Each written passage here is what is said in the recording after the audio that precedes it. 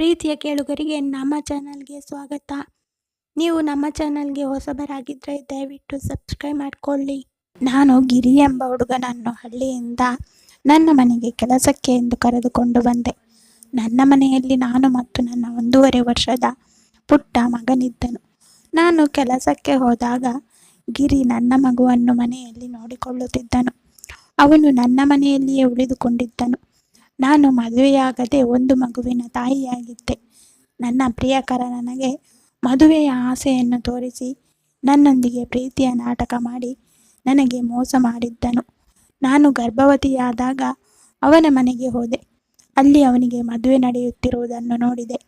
ಅವನು ನನ್ನೊಂದಿಗೆ ಪ್ರೀತಿಯ ನಾಟಕ ಮಾಡಿ ಬೇರೆ ಹುಡುಗಿಯೊಂದಿಗೆ ಮದುವೆ ಮಾಡಿಕೊಂಡಿದ್ದನು. ನನ್ನ ಹೊಟ್ಟೆಯಲ್ಲಿರುವ ಮಗುವನ್ನು ಕೊಲ್ಲಲು ನನಗೆ ಆಗ ಮನಸ್ಸು ಬರಲಿಲ್ಲ.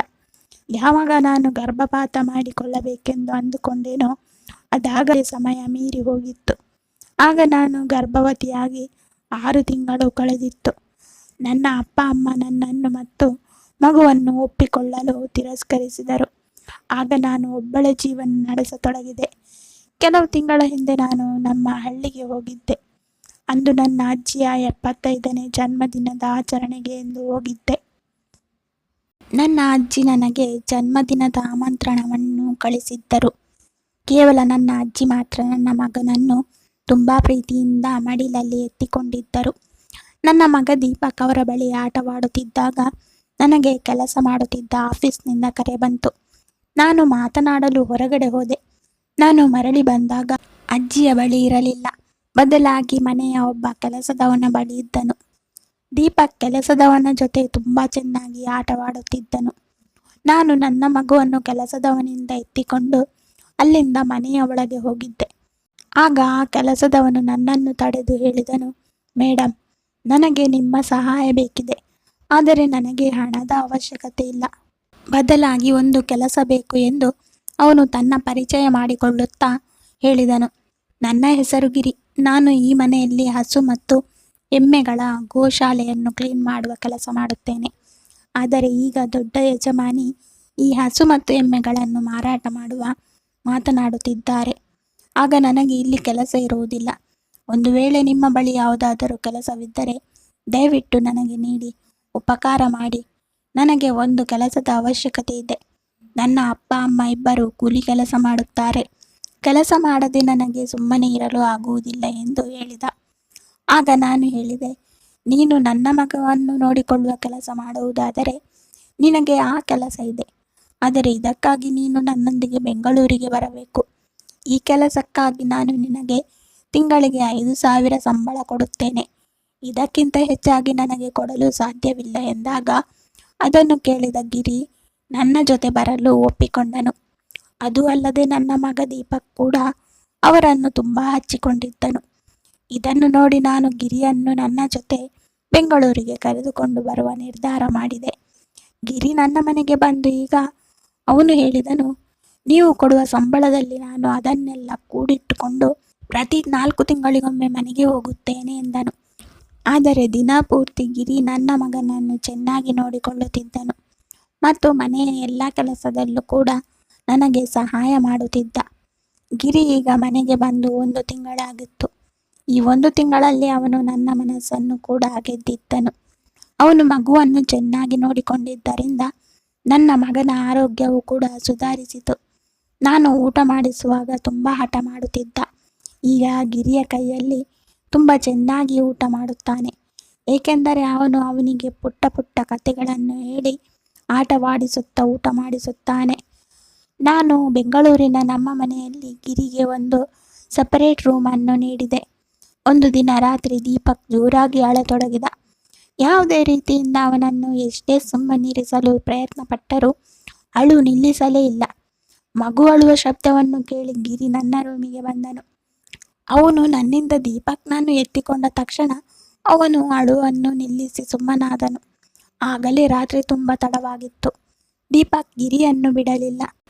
ನಾನು ಎಷ್ಟು ಪ್ರಯತ್ನ ಪಟ್ಟರೂ ಅವನು ನನ್ನ ಬಳಿ ಬರಲಿಲ್ಲ. ಗಿರಿಯನ್ನು ಅಷ್ಟೊಂದು ಹಚ್ಚಿಕೊಂಡಿದ್ದ. ಆದ್ದರಿಂದ ನಾನು ಗಿರಿಗೆ ನನ್ನ ರೂಮಿನಲ್ಲಿ ಮಲಗಲು ಹೇಳಿದೆ. ಬೆಳಿಗ್ಗೆ ನಾನು ಎದ್ದಾಗ ದೀಪಕ್ ಗಿರಿಯನ್ನು ತಬ್ಬಿಕೊಂಡು ಮಲಗಿದ್ದ. ಅಂದಿನಿಂದ ಗಿರಿ ದೀಪಕ್ಗಾಗಿ ನನ್ನ ರೂಮಿನಲ್ಲಿ ಮಲಗುತ್ತಿದ್ದ. ಗಿರಿ ಬಂದ ಮೇಲೆ ಎಲ್ಲವೂ ಚೆನ್ನಾಗಿ ನಡೆಯುತ್ತಿತ್ತು.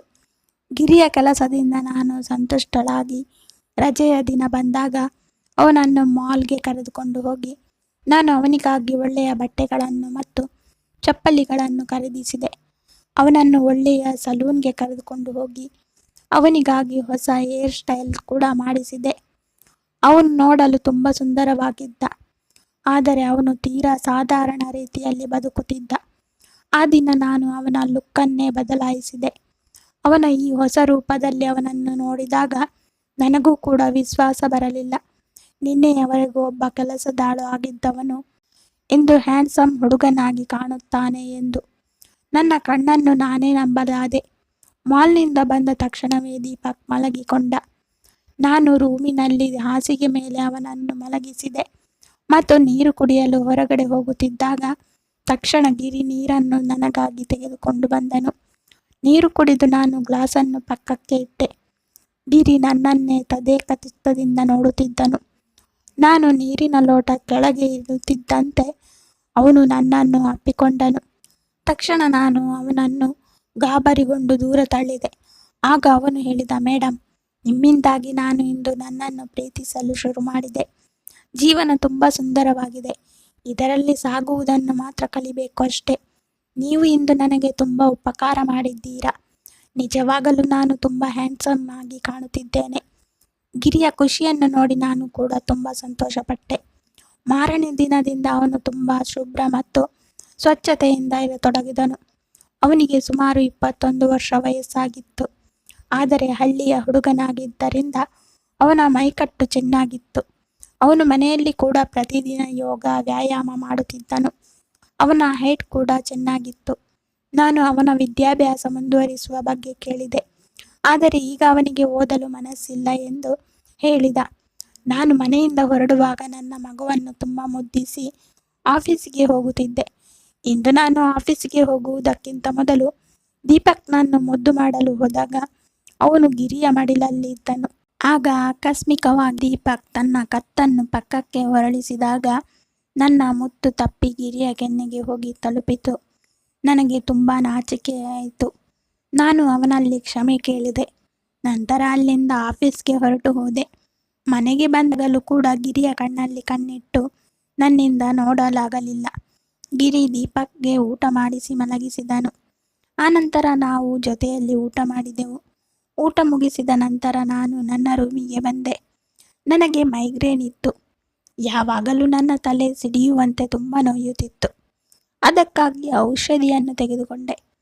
ಔಷಧಿಯನ್ನು ತೆಗೆದುಕೊಂಡ ನಂತರವೂ ನನಗೆ ತಲೆನೋವು ಕಡಿಮೆಯಾಗಲಿಲ್ಲ. ನಾನು ರೂಮಿನಲ್ಲಿ ತಡೆ ಹಿಡಿದುಕೊಂಡು ಕುಳಿತುಕೊಂಡಿದ್ದೆ. ಸ್ವಲ್ಪ ಹೊತ್ತಿನಲ್ಲಿ ಗಿರಿ ರೂಮಿನೊಳಗೆ ಬಂದನು. ನನ್ನ ಈ ಪರಿಸ್ಥಿತಿ ನೋಡಿ ಅವನು ಏನಾಯಿತು ಎಂದು ಕೇಳಿದನು. ಆಗ ನಾನು ನನಗೆ ತಲೆ ತುಂಬ ನೋಯುತ್ತಿದೆ ಎಂದು ಹೇಳಿದೆ. ತಕ್ಷಣ ಅವನು ನನ್ನ ತಲೆಯನ್ನು ಮಾಲಿಷ್ ಮಾಡಲು ಶುರು ಮಾಡಿದ. ಗಿರಿ ಮಾಲಿಷ್ ಮಾಡಿದ್ದರಿಂದ ನನಗೆ ಸ್ವಲ್ಪ ತಲೆನೋವು ಕಡಿಮೆಯಾಗಿ ಆರಾಮ ಎನಿಸಿತು. ಕ್ರಮೇಣ ನನಗೆ ದೀರ್ಘ ನಿದ್ದೆ ಬಂತು. ಆ ದಿನ ನನಗೆ ತುಂಬ ಒಳ್ಳೆಯ ನಿದ್ದೆಯೇ ಬಂದಿತ್ತು. ಒಂದು ದಿನ ಆಫೀಸ್ನಲ್ಲಿ ಟ್ರೆಡಿಷ್ನಲ್ ಡೇ ಫಂಕ್ಷನ್ ಇತ್ತು. ಆ ದಿನ ನಾನು ಹಳ್ಳಿಯ ಲುಕ್ನಲ್ಲಿ ಮಿಂಚಬೇಕೆಂದಿದ್ದೆ. ಅದರಂತೆ ನಾನು ತಯಾರಾಗಿ ಹೊರಡಲು ಅನುವಾದಾಗ ಗಿರಿ ನನ್ನನ್ನು ತಡೆದನು ಮತ್ತು ಒಳಗಿನಿಂದ ಕಾಡಿಗೆಯನ್ನು ತೆಗೆದುಕೊಂಡು ಬಂದನು. ನನ್ನ ಕಿವಿಯ ಕೆಳಗೆ ಕಾಡಿಗೆ ಹಚ್ಚಿದನು ಮತ್ತು ಹೇಳಿದನು, ಮೇಡಮ್, ನೀವು ಇಂದು ತುಂಬ ಸುಂದರವಾಗಿ ಕಾಣುತ್ತಿದ್ದೀರಾ. ನಿಮಗೆ ಈಗ ಯಾರು ದೃಷ್ಟಿ ಹಾಕಿದರೂ ಬೀಳುವುದಿಲ್ಲ ಎಂದನು. ಅವನ ಮಾತು ಕೇಳಿ ನಾನು ನಗುತ್ತಾ ಆಫೀಸ್ಗೆ ಹೋದೆ. ಆ ದಿನ ನಾನು ಮನೆಗೆ ಬಂದಾಗ ನನ್ನ ಜೊತೆಗೆ ನನ್ನ ಗೆಳತಿ ರಿಯಾ ಮತ್ತು ಅವಳ ಪ್ರಿಯಕರ ವಿಜಯ್ ಕೂಡ ಬಂದಿದ್ದನು. ನಾನು ಇಂದು ತುಂಬ ಬಗೆಯ ಅಡುಗೆ ಮಾಡಿದ್ದೆ. ನಾವೆಲ್ಲರೂ ಒಟ್ಟಿಗೆ ಸೇರಿದ್ದರಿಂದ ಇಂದು ಒಳ್ಳೆಯ ಅಡುಗೆಗಳನ್ನು ತಯಾರಿಸಿದೆ. ನನ್ನ ಗೆಳತಿ ರಿಯಾ 4 ರಿಂದ 5 ದಿನ ಮನೆಯಲ್ಲಿ ಉಳಿಯಲು ಬಂದಿದ್ದಳು. ಮೊದಲ 3 ದಿನ ಅವಳ ಪ್ರೇಮಿಯು ಕೂಡ ನಮ್ಮ ಮನೆಯಲ್ಲಿ ಉಳಿದಿದ್ದನು. ಮೊದಲ ರಾತ್ರಿ ಗಿರಿ ಅಡುಗೆಯಾದ ನಂತರ ರಿಯಾ ಮತ್ತು ಅವಳ ಪ್ರಿಯಕರರಿಗೆ ಊಟ ಮಾಡಲು ಕರೆದನು. ಆದರೆ ಅವರಿಬ್ಬರು ರೂಮಿನಲ್ಲಿ ಡ್ರಿಂಕ್ಸ್ ಮಾಡುತ್ತಿದ್ದರು. ಅವಳು ಊಟ ಮಾಡದೆ ಮಲಗಿದಳು. ಅವಳ ಪ್ರೇಮಿ ವಿಜಯ್ ನಮ್ಮ ಜೊತೆ ಊಟ ಮಾಡಲು ಕುಳಿತುಕೊಂಡರು. ಅವನು ಹೇಳಿದನು, ಮೇಡಮ್, ನೀವು ನನ್ನ ಲವರ್ ರಿಯಾಗಿಂತ ತುಂಬ ಕ್ಯೂಟ್ ಆಗಿದ್ದೀರಾ ಎಂದು. ಅವನು ಹಾಗೆ ಹೇಳುತ್ತಿದ್ದಂತೆ ಗಿರಿ ಸಿಟ್ಟಿನಿಂದ ಅವನನ್ನೇ ನೋಡುತ್ತಿದ್ದನು. ಊಟ ಮುಗಿಸಿದ ಮೇಲೆ ವಿಜಯ್ ತನ್ನ ರೂಮಿಗೆ ಹೊರಟೋದನು. ಆಗ ಗಿರಿ ನನ್ನಲ್ಲಿ ಕೇಳಿದನು, ಮೇಡಮ್, ಇವರು ನಿಮ್ಮ ಯಾವ ರೀತಿಯ ಗೆಳೆಯರು? ನನಗೆ ಆ ಮನುಷ್ಯನ ಮಾತು ಸ್ವಲ್ಪ ಹಿಡಿಸಲಿಲ್ಲ. ಆಗ ನಾನು ಗಿರಿಯಲ್ಲಿ ಹೇಳಿದೆ, ನಾನು ನಿನ್ನನ್ನು ಮನೆಯ ಸದಸ್ಯನಂತೆ ಒಪ್ಪಿಕೊಳ್ಳುತ್ತೇನೆ. ಅಂದರೆ ಇದರ ಅರ್ಥ ನೀನು ನನ್ನ ಅತಿಥಿಗಳಿಗೆ ಏನಾದರೂ ಹೇಳಬಹುದೆಂದಲ್ಲ. ನಿನ್ನ ಕೆಲಸವೇನೆಂದರೆ ಮನೆಗೆ ಬಂದಿರುವ ಅತಿಥಿಗಳ ಸೇವೆ ಮಾಡುವುದು. ಆದ್ದರಿಂದ ನೀನು ಆ ಕೆಲಸವನ್ನು ಮಾತ್ರ ಮಾಡು. ಬೇರೆ ಏನನ್ನು ನನಗೆ ಹೇಳಿ ಕಲಿಸುವ ಅವಶ್ಯಕತೆ ಇಲ್ಲ ಎಂದು ಗಿರಿಗೆ ಬೈದು ನಾನು ನನ್ನ ರೂಮಿಗೆ ಹೊರಟು ಬಂದೆ. ನಾನು ಅವನಿಗೆ ತುಂಬ ಬೈದಿದ್ದೆ. ಆದರೂ ರಾತ್ರಿ ಔಷಧಿ ತೆಗೆದುಕೊಳ್ಳಲು ನನಗಾಗಿ ನೀರನ್ನು ತೆಗೆದುಕೊಂಡು ಬಂದ. ಆಗ ನಾನು ನನ್ನ ಔಷಧಿ ಮತ್ತು ನೀರನ್ನು ಕುಡಿದು ಮಲಗಿಕೊಂಡೆ. ಆ ದಿನ ಗಿರಿ ನನ್ನ ಕೋಣೆಗೆ ಮಲಗಲು ಬಂದಿರಲಿಲ್ಲ ಎಂದು ನನಗೆ ಅನಿಸಿತು. ಬೆಳಿಗ್ಗೆ ಕಣ್ಣು ತೆರೆದಾಗ ಅವನು ನನ್ನ ಮಗನ ಬದಿಯಲ್ಲಿ ಮಲಗಿಕೊಂಡಿದ್ದನು ಮತ್ತು ನನ್ನ ಮುಂದೆ ರಿಯಾ ಬಂದು ನಿಂತಿದ್ದಳು. ಅವಳು ತುಂಬ ಕೋಪಗೊಂಡಿದ್ದಳು. ವಿಜಯ್ ನನ್ನ ಮುಂದೆ ನಿಲ್ಲಿಸುತ್ತಾ ತೋರಿಸಿದಳು. ಅವರ ಕೈಗೆ ರಿಯಾಳ ದುಪ್ಪಟ್ಟವನ್ನು ಕಟ್ಟಲಾಗಿತ್ತು ಮತ್ತು ಹೇಳಿದಳು, ನಿನ್ನ ಈ 3 ಕಾಸಿನ ಕೆಲಸಗಾರ ನನ್ನ ಪ್ರಿಯಕರನ ಕೈ ಮುರಿದಿದ್ದಾನೆ ಎಂದು ಕೋಪದಿಂದ ಹೇಳಿದಳು. ಆಗ ಗಿರಿ ಹೇಳಿದನು, ಮೇಡಮ್, ನಾನೇನೂ ಮಾಡಿಲ್ಲ. ರಾತ್ರಿ ಆ ಸಾಹೇಬರು ತುಂಬ ಕುಡಿದು ನಶೆಯಲ್ಲಿದ್ದರು. ಆಗ ಅವರ ಬ್ಯಾಲೆನ್ಸ್ ತಪ್ಪಿ ಅವರು ಬಿದ್ದಿರಬೇಕು ಎಂದ. ಆಗ ನಾನು ಹೇಳಿದೆ, ಗಿರಿ ಅವರ ಮೇಲೆ ಏಕೆ ಕೈ ಎತ್ತುತ್ತಾನೆ? ರಿಯಾ ಕೂಡ ಈಗಲೂ ನಶೆಯಲ್ಲಿದ್ದಂತೆ ತೋರುತ್ತಿದ್ದಳು. ಗಿರಿ ನನಗಾಗಿ ಅವರಿಬ್ಬರಲ್ಲಿ ಸಾರಿ ಕೇಳಿದನು. ಆಗ ಪ್ರೀತಿ ಮತ್ತು ವಿಜಯ್ ಅಲ್ಲಿಂದ ಹೋದರು. ಇಂದು ನಾನು ರಜೆಯನ್ನು ತೆಗೆದುಕೊಂಡಿದ್ದೆ. ತುಂಬ ದಿನಗಳಿಂದ ನಾನು ತುಂಬ ಆಯಾಸಗೊಂಡು ಸುಸ್ತಾಗಿದ್ದೆ. ಇಂದು ನನಗಾಗಿ ಸ್ವಲ್ಪ ಸಮಯವನ್ನು ತೆಗೆದುಕೊಳ್ಳೋಣ ಎಂದು ಯೋಚಿಸಿದೆ. ತಿಂಡಿ ಮಾಡಿದ ನಂತರ ನಾನು ಮತ್ತೊಮ್ಮೆ 1 ಗಂಟೆ ಮಲಗಿಕೊಂಡೆ. ದೀಪಕ್ ಕೂಡ ನನ್ನ ಜೊತೆ ಮಲಗಿಕೊಂಡನು. ಎದ್ದ ನಂತರ ನನಗೆ 1 ಕಪ್ ಚಹಾ ಬೇಕೆಂದು ಅನಿಸಿತು. ನಾನು ಗಿರಿಯನ್ನು ಚಹಾ ಮಾಡಿಕೊಡು ಬಾ ಎಂದು ಕರೆಯುತ್ತಿದ್ದೆ. ಆದರೆ ಅವನ ಕಡೆಯಿಂದ ಯಾವುದೇ ಉತ್ತರ ಇಲ್ಲ. ನಾನು ಅವನನ್ನು ಹುಡುಕುತ್ತಾ ಅವನ ರೂಮಿಗೆ ಹೋದೆ. ಅಲ್ಲಿಗೆ ಹೋದಾಗ ಈಗಷ್ಟೇ ಸ್ನಾನ ಮಾಡಿಕೊಂಡು ಗಿರಿ ಬಾತ್ರೂಮ್ನಿಂದ ಹೊರಗಡೆ ಬರುತ್ತಿದ್ದನು. ಅವನು ಶರ್ಟ್ ಹಾಕಿಕೊಂಡಿರಲಿಲ್ಲ. ನಾನು ಮೈಮರೆತು ಅವನನ್ನೇ ನೋಡತೊಡಗಿದೆ. ಆಗ ಗಿರಿ ಶಬ್ದ ಮಾಡಿ ನನ್ನನ್ನು ಕರೆದಾಗ ಅವನು ಶರ್ಟ್ ಧರಿಸಿ ನಿಂತಿದ್ದನು. ಹತ್ತಿರ ಬಂದು ನನ್ನ ಕಣ್ಣ ಮುಂದೆ ಗಿರಿ ಚಿಟಿಕೆ ಹೊಡೆದರು. ಆಗ ನನಗೆ ಎಚ್ಚರವಾಯಿತು ಮತ್ತು ನಾನು ಹೇಳಿದೆ, ನನಗಾಗಿ ಚಹಾ ಮಾಡಿಕೊಂಡು ಬಾ ಎಂದು ಹೇಳಿದೆ. ಗಿರಿಯಲ್ಲಿ ಎಲ್ಲ ಒಳ್ಳೆಯ ಗುಣಗಳೇ ತುಂಬಿಕೊಂಡಿದ್ದವು. ಯಾವುದೇ ಕೆಲಸದಲ್ಲೂ ಅವನು ಹಿಂದೆ ಸರಿಯುತ್ತಿರಲಿಲ್ಲ. ಇಂದು ರಾತ್ರಿ ನಾನು ಅವನಿಗೆ ನನ್ನ ರೂಮಿನಲ್ಲಿ ಮಲಗಲು ಅವಕಾಶ ನೀಡಲಿಲ್ಲ. ಇಡೀ ದಿನ ನಾನು ಮನೆಯಲ್ಲಿ ಇರುವುದಿಲ್ಲ. ಕನಿಷ್ಠ ರಾತ್ರಿಯಾದರೂ ನಾನು ನನ್ನ ಮಗನೊಂದಿಗೆ ಚೆನ್ನಾಗಿ ನಿದ್ದೆ ಮಾಡಬೇಕೆಂದು ಅಂದುಕೊಂಡೆ. ಪ್ರತಿ ಬಾರಿಯೂ ಗಿರಿ ಬರುವುದು ನನಗೆ ಇಷ್ಟವಿರಲಿಲ್ಲ. ಆದ್ದರಿಂದ ನಾನು ಅವನಿಗೆ ನನ್ನ ರೂಮಿನಲ್ಲಿ ಮಲಗುವುದು ಬೇಡ ಎಂದು ಹೇಳಿದೆ. ಇದೇ ರೀತಿ ದಿನಗಳು ಕಳೆಯುತ್ತಿದ್ದವು. ಕೆಲವು ದಿನಗಳವರೆಗೆ ಗಿರಿ ಇಲ್ಲದೆ ಅಳುತ್ತಾ ದೀಪಕ್ ರಾತ್ರಿ ಮಲಗಲಿಲ್ಲ. ಕ್ರಮೇಣ ಅವನು ಅಳುವುದನ್ನು ನಿಲ್ಲಿಸಿದನು. ನನಗೆ ನನ್ನೊಳಗೆ ಕೆಲವು ಬದಲಾವಣೆಗಳು ಆಗಿವೆ ಎಂದು ಅರಿವಾಯಿತು. ಬೆಳಗಾಗುತ್ತಿದ್ದಂತೆ ನನ್ನ ಶರೀರ ತುಂಬ ನೋವಾಗುತ್ತಿತ್ತು. ಆಕಸ್ಮಿಕವಾಗಿ ಈ ರೀತಿ ಹೇಗೆ ಆಗುತ್ತಿದೆ ನನಗೊಂದು ಅರ್ಥವಾಗುತ್ತಿರಲಿಲ್ಲ. ಕೆಲವು ದಿನಗಳ ನಂತರ ನನ್ನ ಶರೀರದ ನೋವು ಎಷ್ಟೊಂದು ಹೆಚ್ಚಾಗಿತ್ತೆಂದರೆ ನನಗೆ ಹಾಸಿಗೆಯಿಂದ ಏಳಲು ಮನಸ್ಸೇ ಆಗುತ್ತಿರಲಿಲ್ಲ. ಆಗ ನಾನು ಆಫೀಸ್ನಿಂದ 1 ವಾರದ ರಜೆಯನ್ನು ತೆಗೆದುಕೊಂಡೆ. ನನಗೆ ಬೇಗ ಹುಷಾರಾಗಲಿ ಎಂದು ಸ್ವಲ್ಪ ದಿನಗಳವರೆಗೆ ರೆಸ್ಟ್ ಮಾಡತೊಡಗಿದೆ. ಈಗ ದೀಪಕ್ ಇಡೀ ಹೊತ್ತು ಗಿರಿಯ ಜೊತೆಯೇ ಇರುತ್ತಿದ್ದನು. ಅವನಿಗೆ ಹಸಿವಾಗಿದ್ದಾಗ ಅವನು ಮಧ್ಯೆ ಮಧ್ಯೆ ನನ್ನ ಬಳಿ ಬರುತ್ತಿದ್ದನು. ಹೀಗಿರುವಾಗ ಒಂದು ದಿನ ಗಿರಿ ನನ್ನಲ್ಲಿ ಒಂದು ಪ್ರಶ್ನೆ ಕೇಳಿದ. ಮೇಡಮ್, ನಿಮಗೆ ದೀಪಕ್ನ ತಂದೆಯ ನೆನಪಾಗುತ್ತಿಲ್ಲವೇ? ನೀವು ಇಷ್ಟೊಂದು ಸುಂದರವಾದ ತರುಣಿ ಹೆಣ್ಣುಮಗಳು. ಇಲ್ಲಿಯವರೆಗೂ ಏಕೆ ಒಂಟಿಯಾಗಿದ್ದೀರಿ ಎಂದು ಕೇಳಿದ. ಅವನು ಕೇಳಿದ ಪ್ರಶ್ನೆಗೆ ನನ್ನ ಬಳಿ ಯಾವುದೇ ಸರಿಯಾದ ಉತ್ತರವಿರಲಿಲ್ಲ. ಆಗ ನಾನು ಹೇಳಿದೆ, ಬಹುಶಃ ನನ್ನ ಬಳಿ ನಿನ್ನ ಪ್ರಶ್ನೆಗೆ ಉತ್ತರವಿಲ್ಲ ಎಂದು.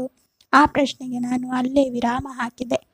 2 ದಿನಗಳ ನಂತರ ನಾನು ನನ್ನ ಪ್ರೇಮಿಯನ್ನು ಭೇಟಿಯಾದ ದಿನ ಬರುವುದಿತ್ತು. ಕೊನೆಗೂ ಆ ದಿನ ಬಂದೇ ಬಿಟ್ಟಿತು. ಆ ಇಡೀ ದಿನ ನಾನು ಯಾವುದಾದರೂ ಒಂದು ಕೆಲಸದಲ್ಲಿ ನನ್ನನ್ನು ನಾನು ತೊಡಗಿಸಿಕೊಳ್ಳಲು ತುಂಬ ಪ್ರಯತ್ನಪಟ್ಟೆ. ಆದರೆ ರಾತ್ರಿಯ ವೇಳೆ ನನಗೆ ನನ್ನ ಪ್ರೇಮಿ ತುಂಬ ನೆನಪಾದನು. ಇಂದು ಅವನು ನನ್ನ ಜೊತೆ ಇರಲಿಲ್ಲ, ಆದರೆ ಅವನು ನನ್ನ ಮಗುವಿನ ತಂದೆಯಾಗಿದ್ದನು. ದೀಪಕ್ನನ್ನು ನೋಡಿ ನನಗೆ ಪ್ರತಿದಿನ ಅವನ ನೆನಪಾಗುತ್ತಿತ್ತು, ಜೊತೆಗೆ ಕಣ್ಣೀರು ಬರುತ್ತಿತ್ತು. ಆದರೆ ಇಂದು ನಾನು ನನ್ನ ಭಾವನೆಗಳನ್ನು ಅಡಗಿಸಿಕೊಳ್ಳಲು ಸಾಧ್ಯವಾಗಲಿಲ್ಲ. ದೀಪಕ್ ನನ್ನ ಪಕ್ಕದಲ್ಲಿ ಮಲಗಿದ್ದನು. ಅವನ ಮೇಲೆ ಕೂಡ ನನಗೆ ಧ್ಯಾನವಿರಲಿಲ್ಲ. ಇಂದು ನಾನು ನನ್ನ ಔಷಧಿಗಳನ್ನು ಕೂಡ ತೆಗೆದುಕೊಂಡಿರಲಿಲ್ಲ. ಗಿರಿ ನೀರನ್ನು ತೆಗೆದುಕೊಂಡು ನನ್ನ ರೂಮಿಗೆ ಬಂದ. ನಾನು ಅಳುತ್ತಿರುವುದನ್ನು ನೋಡಿ ನನಗೆ ನೀರನ್ನು ಕುಡಿಸಿದನು. ನಾನು ಸಮಾಧಾನಗೊಂಡಾಗ ಅವನು ನನಗೆ ಔಷಧಿಯನ್ನು ನೀಡಿದನು. ನಾನು ಅಳುವ ಶಬ್ದದಿಂದ ದೀಪಕ್ ಒದ್ದಾಡಲು ಶುರು ಮಾಡಿದನು.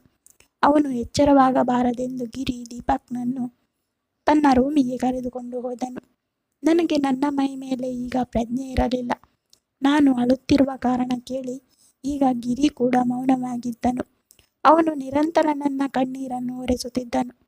ಅಳುತ್ತಾ ನಾನು ಅವನ ಹೆಗಲಿಗೆ ಹಾಗೆಯೇ ತಲೆ ಇಟ್ಟೆ ಮತ್ತು ಆ ರಾತ್ರಿ ನಾನು ಗಿರಿಯ ರೂಮಿನಲ್ಲಿ ಮಲಗಿದ್ದೆ.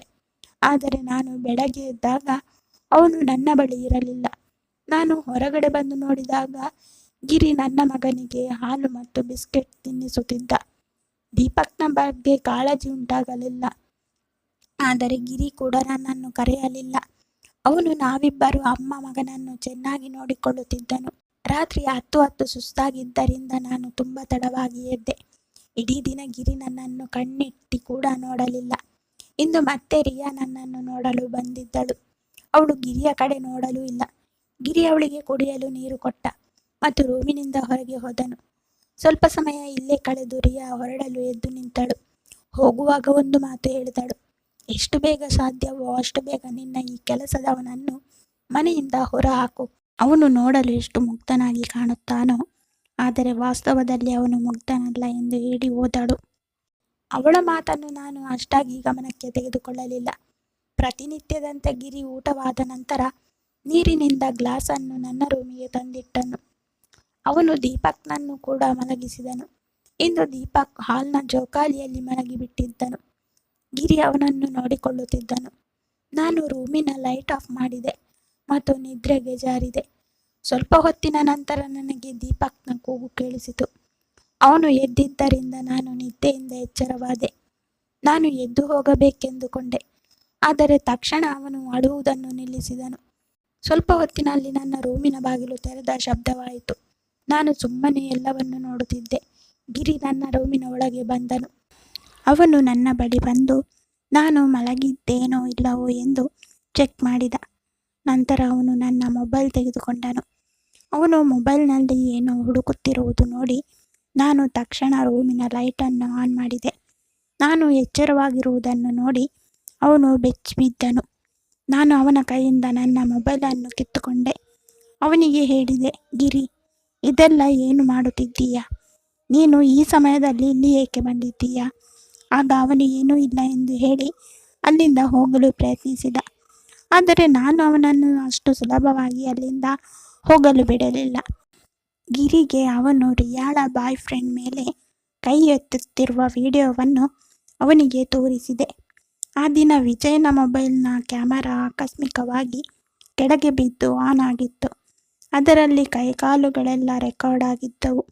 ರಿಯಾ ನನ್ನನ್ನು ಭೇಟಿಯಾಗಲು ಬಂದಾಗ ಈ ವಿಡಿಯೋವನ್ನು ತೋರಿಸಿದಳು. ಅಂದಿನಿಂದ ನಾನು ಗಿರಿಯ ಮೇಲೆ ಒಂದು ಕಣ್ಣಿಟ್ಟಿದ್ದೆ. ಆಗ ನಾನು ಕೇಳಿದೆ, ನೀನು ಏಕೆ ಸುಳ್ಳು ಹೇಳಿದೆ?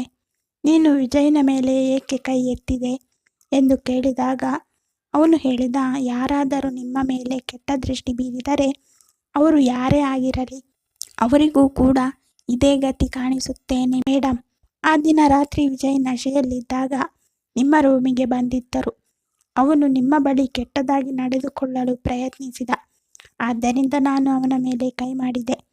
ಗಿರಿಯ ಈ ಮಾತು ಕೇಳಿ ನಾನು ಹೇಳಿದೆ, ಸರಿ, ನಾನು ನಿನ್ನ ಮಾತನ್ನು ಒಪ್ಪಿಕೊಳ್ಳುತ್ತೇನೆ. ಆದರೆ ನೀನು ನನಗೆ ನಿದ್ದೆ ಮಾತ್ರೆಗಳನ್ನು ಏಕೆ ಕೊಡುತ್ತಿದ್ದೀಯಾ?